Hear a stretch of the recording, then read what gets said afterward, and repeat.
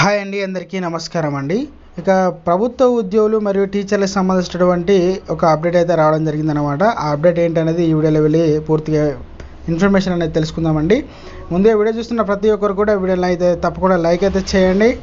చాలామంది అయితే వీడియో చూస్తున్నారు కానీ సబ్స్క్రైబ్ అయితే చేసుకోవడం లేదండి. దయచేసి సబ్స్క్రైబ్ చేసుకోండి, సపోర్ట్ చేయండి. అందరికీ కూడా వీడియోని షేర్ చేయండి, వాళ్ళకు కూడా ఎంతో యూస్ఫుల్గా ఉంటుందన్నమాట.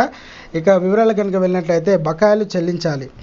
ఇక అంతేకాకుండా విజయవాడలో ఇక చూసుకున్నట్లయితే ఏపీజీఏ కార్యాలయంలో ఆంధ్రప్రదేశ్ గ్రామ వార్డు సచివాలయ ప్రభుత్వ ఉద్యోగులు సంఘం రాష్ట్ర అధ్యక్షులు షేక్ అబ్దుల్ రజాక్ ఆధ్వర్యంలో గ్రామ వార్డు సచివాలయం పనిచేస్తున్న వివిధ విభాగాల ఉద్యోగ సంఘాల ముఖ్య నాయకులకు ఆత్మీయ సమావేశం ఏర్పాటు చేశారనమాట.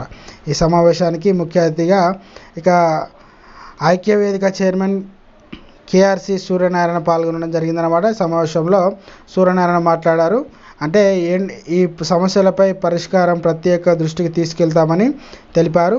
అంతేకాకుండా ఇక ఎవరైతే సర్వీస్ రూల్స్ రూపొందించి తక్షణమే పదోన్నతులు కల్పించాలని, సచివాలయ ఉద్యోగులకు లోపాలు సరిదిద్దాలని, సచివాలయ ఉద్యోగులను వారి ఇక శాఖ మాత్రమే ఇక యూనిఫామ్ విధానం రద్దు చేయాలని చెప్పడం జరిగిందనమాట. అంతేకాకుండా వీరికి రావాల్సిన బకాయిలు ఏవైతే ఉన్నాయో ఇవి త్వరలోనే సీఎం చంద్రబాబు నాయుడు దృష్టికి తీసుకెళ్ళి ఇక రావాల్సిన బకాయిలన్నీ కూడా విడుదల చేస్తామని మనకైతే హామీ ఇవ్వడం జరిగిందనమాట. ఇది ఒక అదిరిపోయే శుభవార్త అండి.